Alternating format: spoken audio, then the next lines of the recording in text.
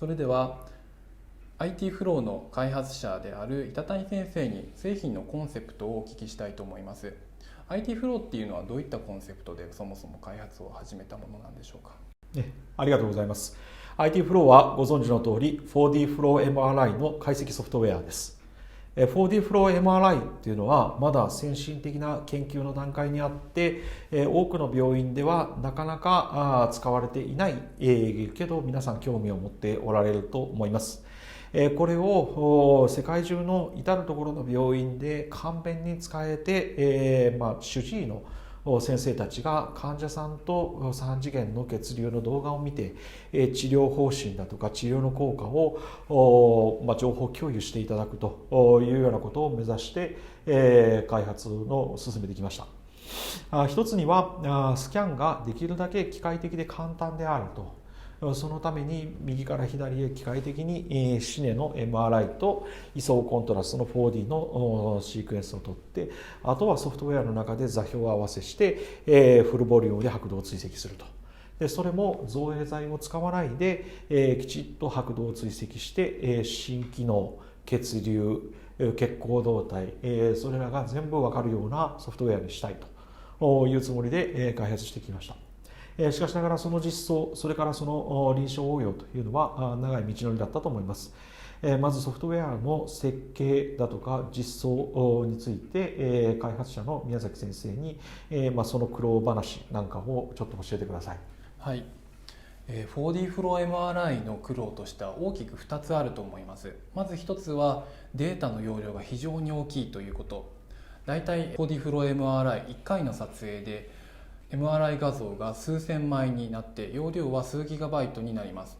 これをソフトウェアにインポートして内部で構成して可視化するというのには非常に大きなコンピューターのパワーが必要になります。ここでユーザーに不便を感じさせないようにスムーズに処理を進めるっていうところが一つエンジニアとしての腕の見せ所かなというふうに思いながら開発をしています。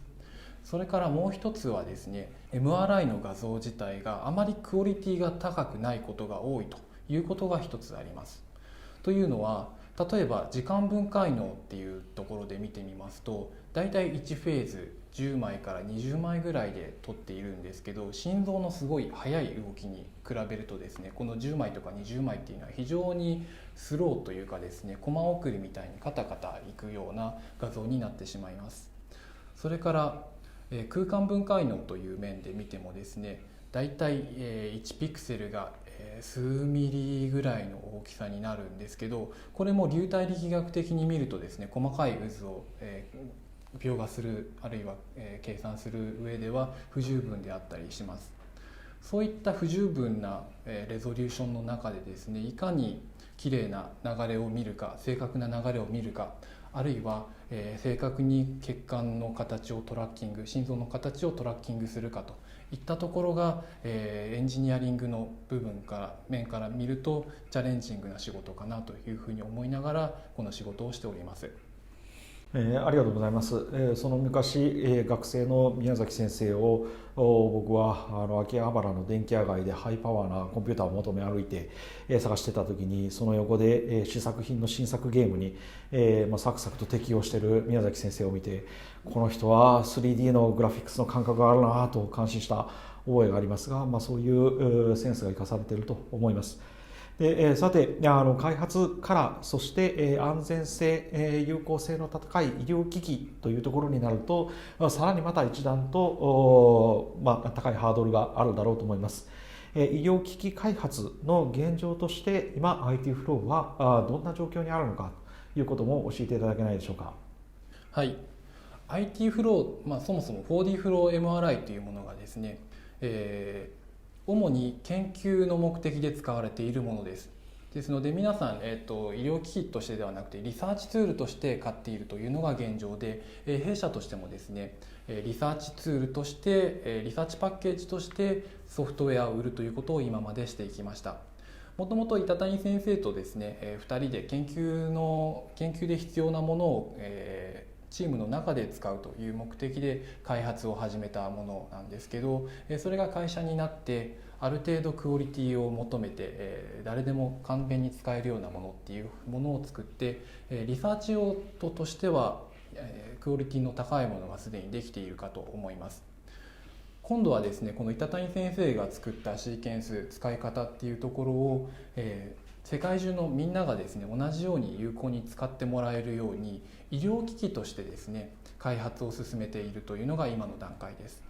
具体的には今 AMED からですね補助をもらって FDA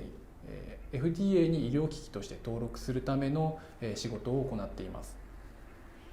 そのために今までリサーチ用途でしたので、板谷先生だったりあるいは顧客とのやり取りの中で、要望をもらってそのまま、コードを書いたら返すと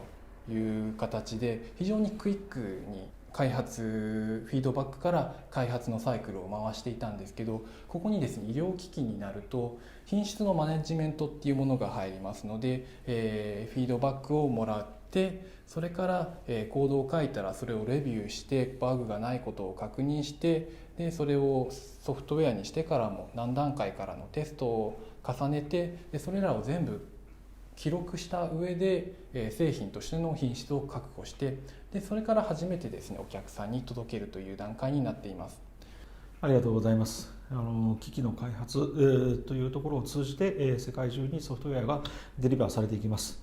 その後に、その手前から医学研究として、我々臨床医側はどういった患者さんでどういうふうに役に立つのかという出口を探っていかなければなりません。僕自身は自分の専門である成人先天性心疾患の手術患者さんたちに、研究ツールとして 4D フロー MRI を解析し、そこで、患者さんとも情報を共有しながら手術の方針それから手術のストラテジーを考